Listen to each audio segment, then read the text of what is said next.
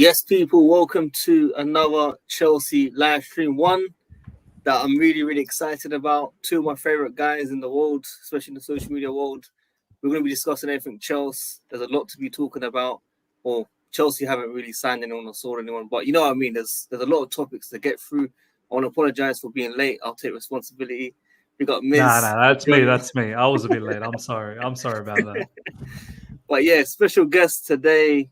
Other side of the coin, Miz always supported me. Listen, it's a blessing to have you on. How are you, first of all? Yeah, good man. It's always great to be back on WorldWideChels. It's been a while, and yeah, man, let's have a really good show. Obviously, we've got Feroz as well. We're gonna have a fantastic conversation, man. Yeah, no, definitely. And also my co-host today, Feroz, he wanted this to happen. We made it happen. 3 different time zones, people. You've got US, UK, and Australia. Miz currently on a Sunday. I'm going to hit Sunday very soon, and then we've got the afternoon in the US, so it's popping off for the first time. But Feroz, welcome to the stream. No, I appreciate for this happening. Going by your name, right? WorldWideChels. This is what we're all about. Fans from all over the world. Big up to your cat as well, behind, tuning into your stream. Guy's always sleeping, man. He's always sleeping. About time we did this. I'm glad this is happening. Yeah, look, we're gonna get straight into obviously. I've not spoken to you guys personally about the season so far. That's what I want to talk about first of all. We'll start with Miz. What do you make of the first part of the season for Chelsea? Disappointing, obviously. I think that is one of the things that we can definitely say about this season so far. That from what we saw last season, there was some level of expectation that we were going to bounce back, and it hasn't happened. And it hasn't happened in a quite a spectacular way as well. There was a lot of hype with Poch coming in terms of working with young players and having that hunger back, coming back to the Premier League, this, that, the other. The kind of business that we thought that we did. I think we were all very excited at the point of those transfers. Obviously now hindsight, looking back, maybe we could have done things a little bit differently, but still felt that I think majority of the fan base felt that there was enough talent there to do a lot better. So look, of course, there's been injuries to key players and whatnot, but still feel like Pochettino had enough to do a lot better than where we are at the moment. I think now it's starting to look a little bit better in terms of, I think we're only 5 or 6 points away from being sixth. Yeah. But at one stage we were quite nicely cemented on 12th position. So look, it's been disappointing, but let's see, man, with some of these key players coming back from injury, can we switch the second part of this Premier League season around? We shall see, bro. Yeah, no, definitely. I'm a bit positive for the second part of the season. I feel like we'll still challenge maybe for 5th, 6th, in my opinion. I know it sounds a bit crazy. I'm usually the opposite. The last time we spoke about Nicholas Jackson, Raheem Sterling, 2 of your favorite players. Are you still supporting them to the max right now? Look, support is always going to be there. They're Chelsea players, but I think it's safe to say that someone like Raheem Sterling, if he continues in this inconsistent manner, where he plays one good game and then 5 quite average games, if he continues in this manner, I think he's kind of screwing himself up for next season. I think he's going to be one of the contenders to be out of the football club come the summer window, because you expect a lot from him. He's on a lot of wages. Expectations quite high on him because he's one of the senior players. He needs to, set the example. And if you're not setting the example for the younger players, then, what are you doing? Do you know what I mean? Like, if you're not performing, you're not setting the example, you're costing a lot of money in terms of wages, then what are you doing? Nicholas Jackson's a funny one. Nicholas Jackson's a one where I was very excited. I think all of us were excited, right? Yeah. And then we slowly saw that this guy maybe doesn't cut it as a striker as yet. Maybe down the track he may, but we need a solution right now.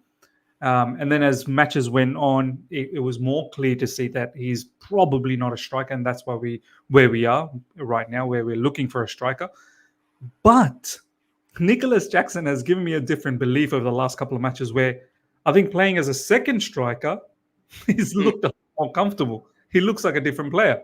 So now I want to see down the track whether he gets that opportunity to play just behind a striker or out wide in the wings.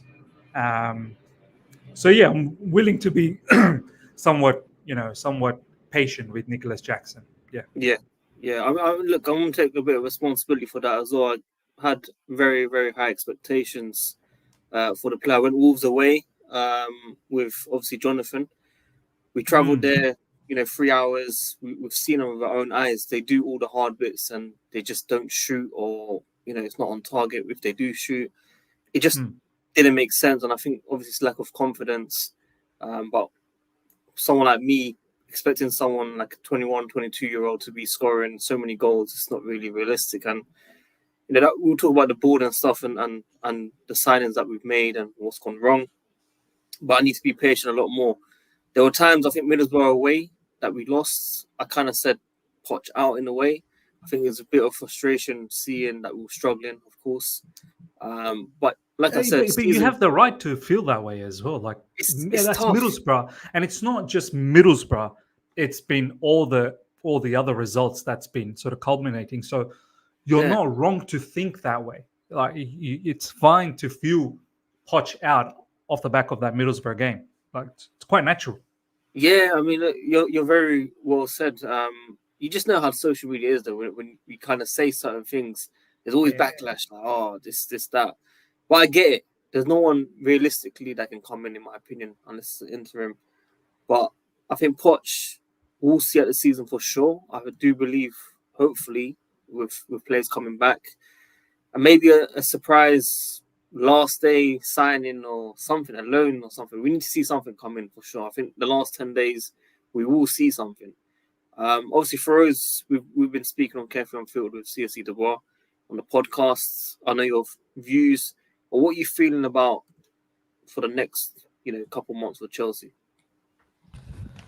It's a strange one because obviously I'm super optimistic all the time. Especially at the beginning of the season or preseason, all of us were, right? And then, of course, just like you said, win the league. Yeah, actually, it was you who said that. But yeah. But realistically, it's weird because whether you like it or not, we've been 10th for a long time, and every time we show signs of like sort of pushing slightly more and getting like 6th or 5th or just battling it out on that side, we always fall down and reality kicks in.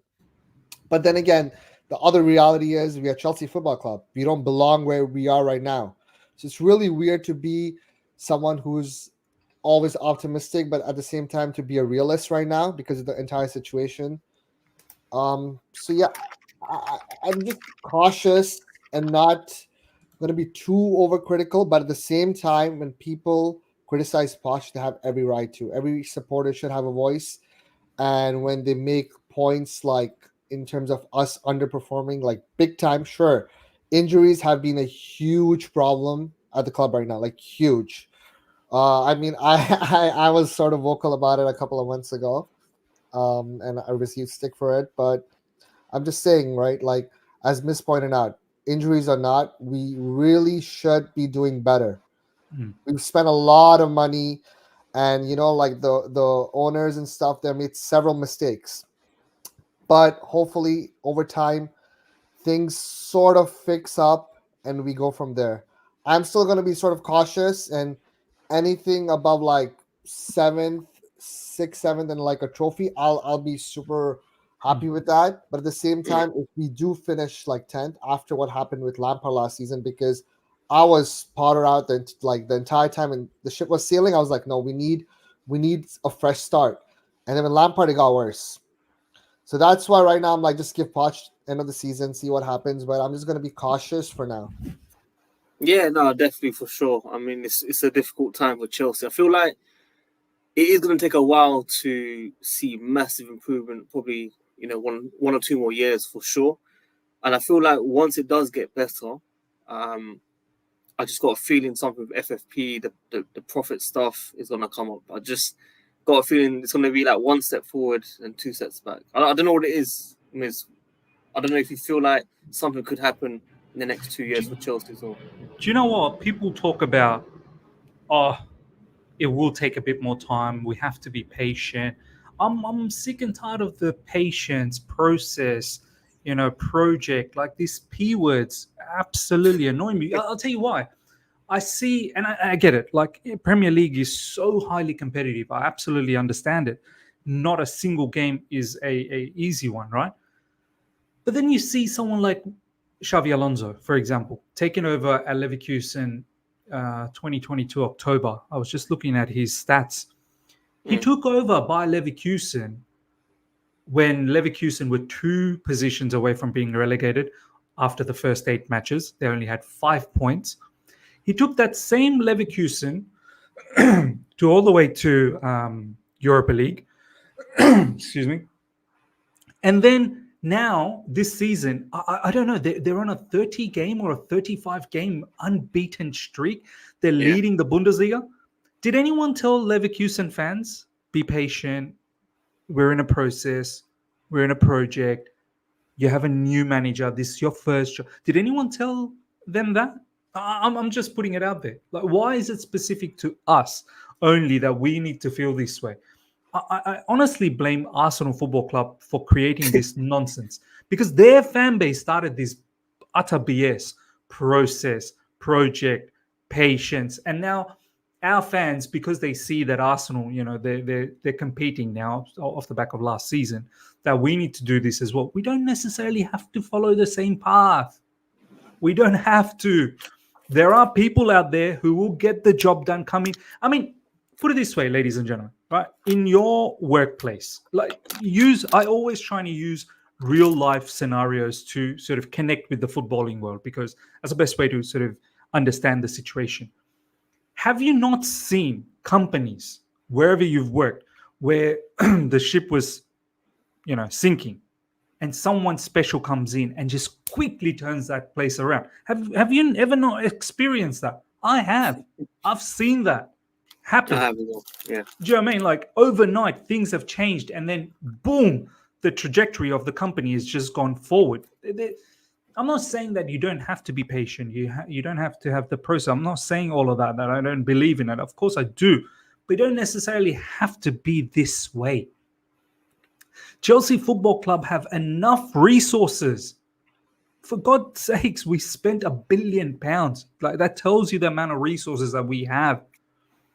That, look at our training ground. Look at our youth academy. Look how established that is.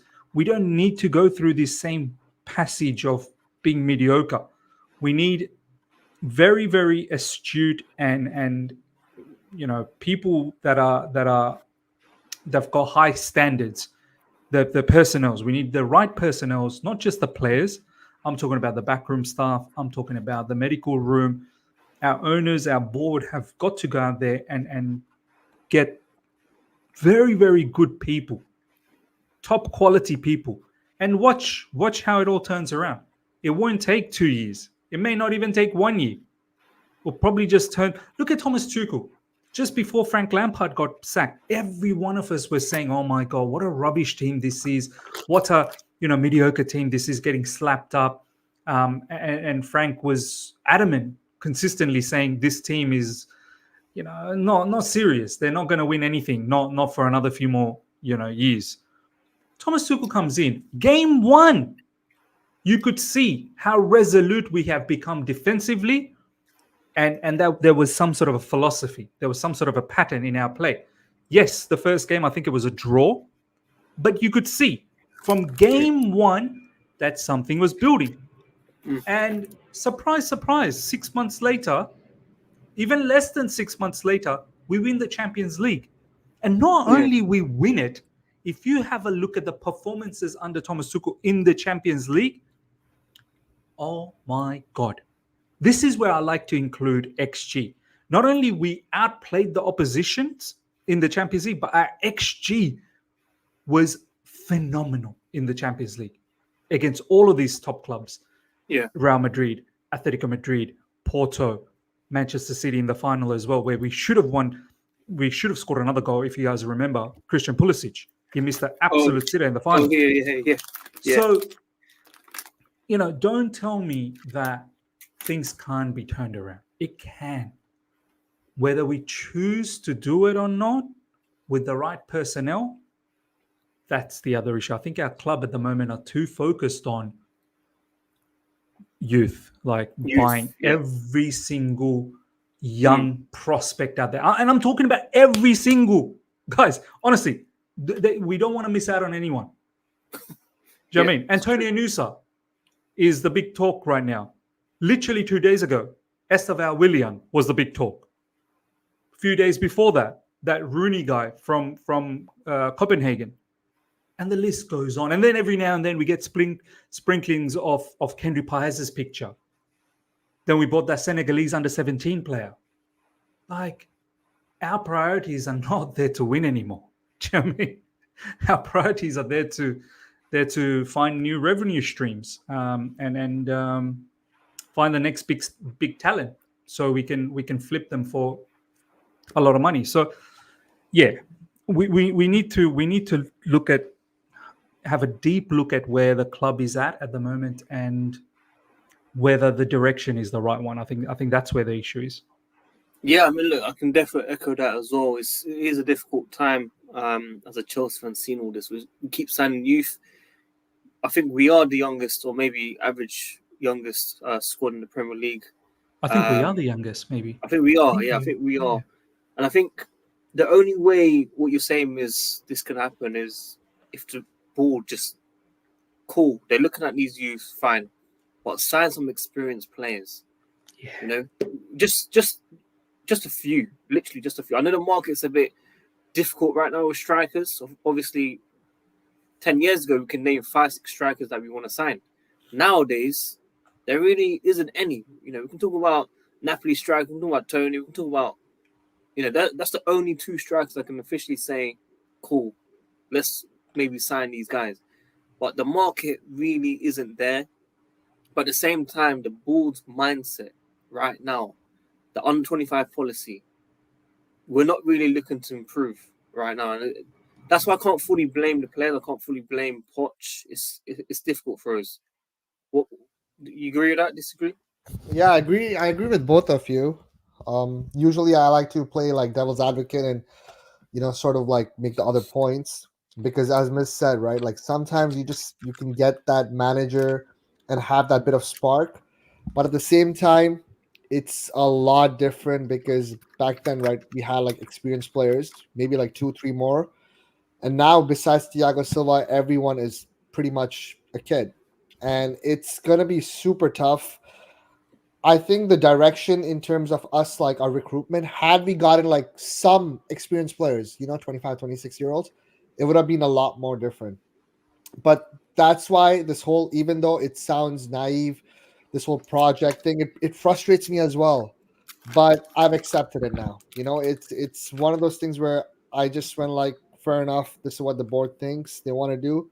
I just wish some common sense prevails and we get at least some experienced players, like some, maybe 20. Like the whole Madison thing really frustrated me, and us not like being linked with certain players because of their whole age frustrated me. But at the same time, I feel like now they are coming into their senses and are sort of cool with going like, you know what, a bit of experience may not be the worst idea.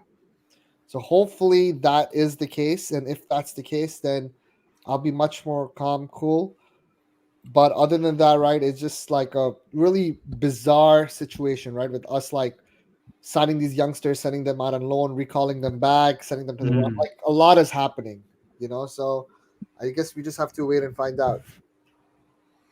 Yeah, and I just want to add quickly to that as well that if you want to compete in the Premier League, like you're looking at teams like Manchester City, Liverpool. Okay, forget about them. Obviously, very difficult to compete against those teams where they have plethora of experienced players. But even sort of if you look below them, like the teams such as Spurs or even Aston Villa now, teams like, I don't know, let's say Brighton or even to a certain degree Man United. You need to have a far more balanced team, man. You cannot be continuing with Cesare Cassidy. You cannot be continuing with Santos. They're all rightfully talented players. Don't get me wrong. These young players that we've scouted, they're actually good players. But the issue is 18, 19, 20-year-olds operate in a different way to 25, 26, 27-year-olds. Do you know what I mean? It's just the basic facts of life. They're two different styles of people. And you're probably going to get a lot more inconsistencies with younger players. And naturally. So are you okay to influx the team with all of these youth players and then expect the manager, which, as I've said, like I've already got quite a lot of doubts about Poch. But that aside, I think we've not even given a chance to Pochettino to do well, because we've literally given him like a daycare center to run, with these babies. So it's difficult in the Premier League with so much competition. And on top of that, when you have kids, it's just that much tougher. So tough. So, and we're at a point where Pochettino on a regular basis is screaming out for more experience. And what are we doing? We're bringing in more kids. So it's not going to work this way. It really ain't. And it doesn't matter how patient you are. You can be as patient. I can see Crouch critics saying, oh, but we don't know how to be patient. You can be patient till the cows come home, my man. It will not change. You have to have balance. Yeah. I mean, look, like Feroz said, maybe the owners might see something. We linked with a couple strikers. Feroz, who do you think will come in? Just opinion based. I really would be far from. I really think we're going to get a striker. First of all, just going by logic. Summer, right? In the summer or in January? No, in the summer, I think Osimhen is all signs point to him. Right, it's the most obvious thing. He's a Chelsea supporter. Obviously, Drogba speaks to him, even though Drogba isn't a big fan of this whole project. But Mikel has been trying to convince him, and not just Mikel. Other people have been saying like it looks like the right move for him. He's like the perfect profile as well. Even though a lot of people are sort of going like, "Oh, if he comes, it's going to be the number 9 curse." I think he's good enough to lead the line. But having said that, if the Broya rumors are true, and obviously Jackson is gone for AFCON, I really don't think the club is, even though reports are saying, I really don't think the club is stupid enough for us to do that without some plan. Sure, Cole Palmer can play in that position and like the fault side, but no, there has to be some plan. I'm not saying Benzema or anything, but it's not unrealistic for the club to sign a player like Benzema. We have, if anything, out of any club, we are the most likely going by history, right? If you talk about like all the strikers that are sort of like experienced, you've signed them all. Higuain, Eto'o, like it's happened time and time again. Falcao as well. Falcao, yeah. Yep. So this is not the worst rumor that I think is. It's very much possible. I feel it's not unrealistic. Having said that, his wages are ridiculous, obviously. But if he really wants to leave, just like Henderson sort of like did, I wouldn't be surprised if it's Chelsea. That's what I think. But if it's not Benzema, I still think we're going to get a striker, especially if Armado leaves. I think short term, Karim Benzema is the for me, he's the only possible. Like he's the only one that makes any sense at a short term. Like I can't imagine anyone else short term right now that can do a job.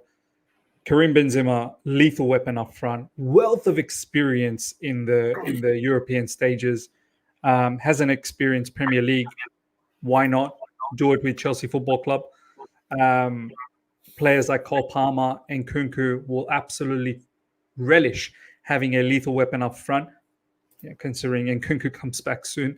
And from a business standpoint as well, Chelsea Football Club, the owners, one thing we can sort of agree on, and then we've also obviously disliked how they've operated the club so far to a certain degree. But the one thing we can probably all agree on is they're damn good business people.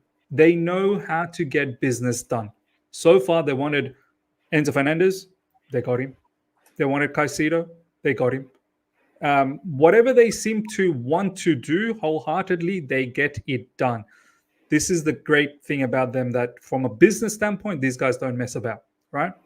So when you look at someone like Karim Benzema, I'm telling you, each and every single one of us, and all the people that are on the live chat as well, right? Big up to you guys, by the way. As soon as Karim Benzema, if he does sign for Chelsea Football Club, all of us are buying his shirt. I know I am. Straight away I am. And not one of those replica ones either. Legit, proper one, straight from Chelsea Megastore. So you can imagine the merchandise sale that you're going to get with Karim Benzema. And this is the kind of business opportunities our owners look for.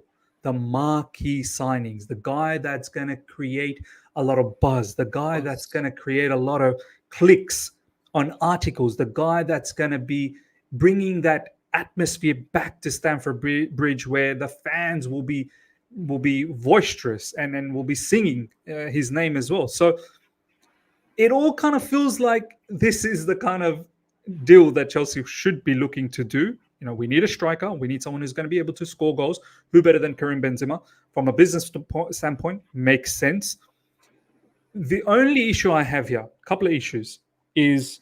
Oh, and the other positive is our owners are very good friends with the Saudis, by the way. So from that perspective, you know there's a connection there, because Clear Lake Capital, they've got a large portion of their shareholdings that's with Saudis. So there's already an internal sort of good feel factor with the Saudis and Chelsea. And we've sent quite a lot of players over there in Saudi Arabia last summer as well. The two things that I'll say is, one, in terms of his wages, what do we do? Because we have to understand, he's on high wages, but at the same time, Benzema is the one who wants to apparently, I haven't had any legitimized sort of information from anyone yet saying that he absolutely wants to leave Pro League, Saudi Pro League. So I don't know that yet, but from what everyone is saying, that this is what he wants. Benzema needs to realize, since you want to leave, brother, you will have to sacrifice your wages as well. You have to, because you want something, we want to do something for you, but you have to come on board. So the wages need to be highly negotiated to the point where it's maybe 95% deduction. And even then, he's going to be on somewhere around 150K. I think the loan fee to Al Ittihad, I'm pretty sure both the owners, you know, our owners and the Saudi Pro League people, they'll find the negotiations. I'm not worried about the loan fee. I think they'll find something that works for both these people. But the wages, we need to understand. And the second factor is, are we going to get away from this under 25 BS? Because obviously Karim Benzema is 36. So people talk about, but you know, this doesn't work out for Chelsea Football Club long term. You know, like, you know, we like the 25 and under. Well, for long-term projects, you do need to have short-term plans as well.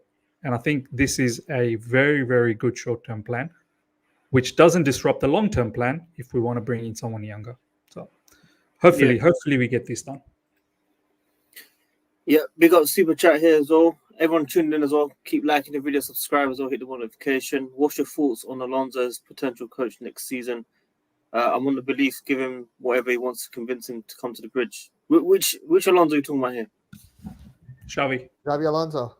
Yeah. I was going to say, I was thinking of Marcos Alonso. Oh, Marcos Alonso. My days. Can you imagine Marcos Alonso? Wow. Oh, my days. First, we'll start with you, bro. Who? I am Jose Mourinho. Yeah, sorry. No. I am not going to, even though Leverkusen have been unreal. And, you know, like, they've stepped it up and are probably the most informed team in the world right now. They're playing really well, but I am sort of like, I've dealt with the whole Sarri thing, all the hype with AVB as well. Now, I'm not saying he's going to be one of them, but I'm just like used to all this. So whoever comes in, if someone does come in to replace Poch, I'm not going to get ahead of myself. But I feel like the club, you know, will pick the right person. But if it's Alonso and, you know, if things click, fair enough. But otherwise, I'm not too bothered with that. Right now, obviously, as you mentioned, even though as a joke, the whole Mourinho thing, right? Cannot rule it out. If he doesn't go to Saudi, who knows what can happen. I'm not saying I want him, because when you think logically, when you think about it, it's a disaster just waiting to happen. but emotionally, we all want him back. Listen, you saw what Miz said. You saw what Miz said about Mourinho if he came. Miz, I'll screenshot that tweet. Just let you know. Like, I'm moving to London. I'm moving to London, bro.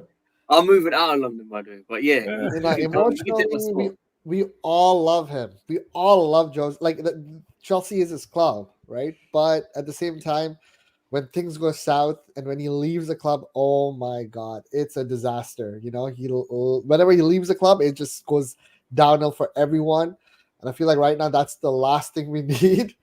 It can't get worse over here, though. It can't get worse. Oh, when you say that, it can actually.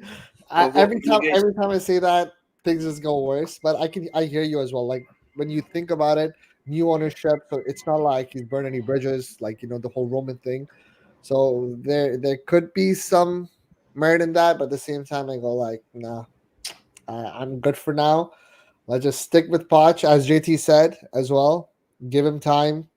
I know it's boring. I know it's frustrating, but that's what we got to do right now. I feel like my opinion has sort of changed, especially after not just JT, but Lampard was super vocal on the Mikel pod saying one thing that Chelsea have done, even though we won so many trophies the last decade, one thing we've done that we shouldn't have been doing is sacking so many managers, because they would have had way more than like the 2-3 leagues.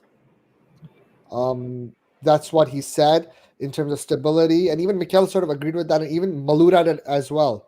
In hindsight, it's easier to say all these things, but when you listen to that in terms of sort of being stable, and it's tough because in modern football, no manager sticks around for more than like 3 years. But I feel like let's not just be too quick with this one and give it time. And right now, things this season can sort of be a write-off, which is why I'm sort of okay with going like, you know what, fair enough, give him till the end of the season. Because as I said, last season with Lampard, when we tried to get him in, we saw what happened. So that's where I stand. I don't want to see Lampard again. Look, I love the player. I don't want to see him coach for Chelsea again. Sorry, go on. Go on first. No, I was just going to say one thing with Lampard, whether you like him as a manager or not, his talent ID is phenomenal. Yeah, that's for sure. Yeah, his talent ID is based on what? Well, some of the players that he was linked with, I think. Gordon. No, Frank Lampard. Anthony Gordon, Jude Bellingham, like a lot of people, like he's Jude Bellingham is one that he was linked with. I think he wanted. I think he spotted Haaland way before. I think there was talks about him spotting Haaland. Don't remember Haaland, man. But anyway, that's not the point. The point that I wanted to make was what Feroz said, that John Terry and Frank Lampard have also mentioned that we got to give time. Look, understandable. From a natural standpoint, you want to give managers time, of course. But time, I feel like, is intertwined with some level of success. You can't just blindly give time. You have to earn time as well, I feel. You have to show certain things in the time that it's been given to you, that you've got the credibility.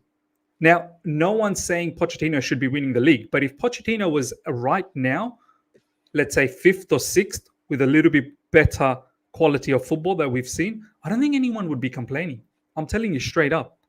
Because of the way how we've been operating, that's why people are more like that. And just going back to the JT and Frank Lampard point of view, how they've said that, they would have liked some managers to stay a lot longer. They were culpable themselves of getting rid of managers themselves. Like, it's very rich when they're now not playing and doing podcasts and giving their opinions. They were directly culpable of getting few of the managers out. So let's not get things twisted here. Do you know what I mean? Like, Chelsea Football Club hired people.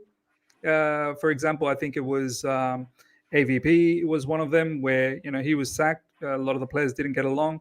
Rafa Benitez was another one. I know these managers did not work for Chelsea. I completely get it. But players got rid of them out as well very, very quickly. I know there are other examples, like Ancelotti is someone the players really got along with, and that was a massive shock to players when he got sacked. But what I'm trying to say is that it's a results-based business, mate. Like, it's a results-based business. If you don't get the results, I'm sorry, you're not gonna last. So, That makes sense. and look at Unai Emery, for example, taking over Aston Villa. Look at the way he's operating. Look where Aston Villa were when Steven Gerrard got sacked, and when Unai Emery took over. Aston Villa was 16th. Now Aston Villa is trying to go for Champions League positions. Whether they make it or not, we'll see. Postecoglou comes in to a Spurs team that was struggling under so many managers, and now Spurs look like they have some level of identity. So, look, time can be given to the right person. That's how I look at it. To the right person, time will be given. Yeah, no, well said. I think some people would have used Newcastle at the start of the season, but I don't know what's happened to them. We're ahead of them now as well, which is a bit of a mad one. They're blaming injuries as well, but we've had injuries throughout the season for different players at different times. So, they can't really say that either. But yeah, Aston Villa is definitely one to look at. They've been great. I think they only beat us 1-0 at Stamford Bridge from what I remember. So yeah, they should have lost that as well. They should have lost that, yeah. They literally should have lost that. It is frustrating at times as well because there are games out there that we've actually done well. From one of them was definitely Arsenal. The Arsenal game. That's true. That game, that was like one of our best games until Sanchez, unfortunately, changed the game. And Miz's favourite player, Declan Rice, before he joined Arsenal, scored that goal. So, yeah, it is... There are pros and cons this season for sure. At the same time, we can say the cons are, players playing out of position. The Ligue 1 Cole thing is annoying me quite a lot personally. But you know what's going to get better? What? Next game when Chile plays left wing. He actually came on and went left wing. Like I've been super critical about this whole Levi left back nonsense and even Chile left wing nonsense. But for that game, I went like fair enough, only because we're holding a lead. Like it's fine now. If that's the starting lineup, I will. But he was starting like that, though, no? No. Before I'm saying after Chile's return is what I'm saying. Hopefully, I know, but I think before the injury, he was. Yeah, he was, and then it was just a mess. And now you see, friggin' Madsen like getting assists and stuff for Dortmund as a left back.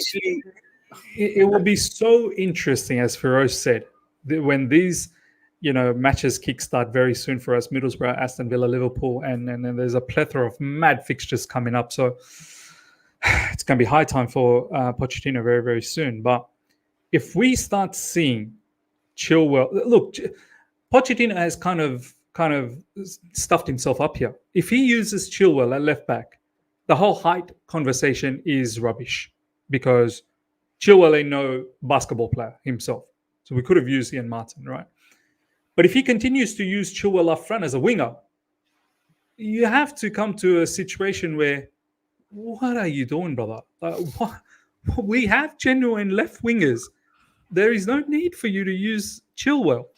So, and that's just one thing. Obviously, Levi Colwill, Chilwell, what he does in midfield, because Pochettino is starting to opt for the easy option, which is play all three midfielders because he loves Gallagher. He has to play Enzo Fernandez because Enzo is one of the marquee signings for Chelsea Football Club. And he has to play Caicedo, and he wants to play Caicedo because that's the kind of player that fits. Enzo not necessarily fits under his midfield profile, but he has to because Enzo is a big player. So I want to see Mauricio Pochettino take the hard option. Drop one, Pochettino. Drop one of those three and play an attacking player. Play with a 4-2-3-1. You have to decide to drop one of them. So, I mean, maybe a player might not be available in a couple of weeks. Who knows for us anymore? I don't know. I like sad this story. Sad story. Us recalling back midfielders, seeing Gallagher leave in January wouldn't surprise me as well. Seems quite inevitable. He's not leaving January. He's not leaving. You can't fit all of these midfielders, Sadiq, bro. Yeah, you can't. Like you've got Cassidy, you've got Enzo, you've got Caicedo, you've got Gallagher. Lavia ain't gonna be, injured forever. Santos returning. Santos, but I'm sure Santos, they'll probably find another loan move. Yeah, I think Santos probably will. Yeah. But you can't have all of these players. Ugochukwu, who knows? People are saying he's out for the entire season. But even then, don't forget Chukwuemeka. He's part of the midfield. Carney is back too. he'll be deployed as an attacking midfielder. He has to. And if I'm saying 4-2-3-1, then you're really using two midfielders. So, yeah. Watch. Let's see what you do, right? I'm trying to deep the midfield situation. I mean, like it's not the worst problem in the world having so many players, but at the same time, it's the funniest thing how we have all these players when like 90% of the time, like they're all injured. Yeah, that's what I mean. They get injured randomly. That's my worry. Literally, just get injured. Chalobah still hasn't left. Chalobah hasn't left. Look, this is what I predict. This is what I predict to happen by the end of this month. I predict Chalobah to leave because, brother, you're surplus to requirements. You're not going to play. I'm sorry to say that. I do rate Chalobah, but, we've just got that many CBs. Buddy Shield, Desasi, Silva. Fofana will be back as well. Wesley Fofana should be back in maybe a month's time, or who knows, a couple of months' time. Chalobah, you're just... And on top of that, we're looking to buy another CB. Like, Chalobah, you need to leave. You have to leave, unfortunately. I fully expect Armando Broja to leave as well, because Broja needs to be serious about his career.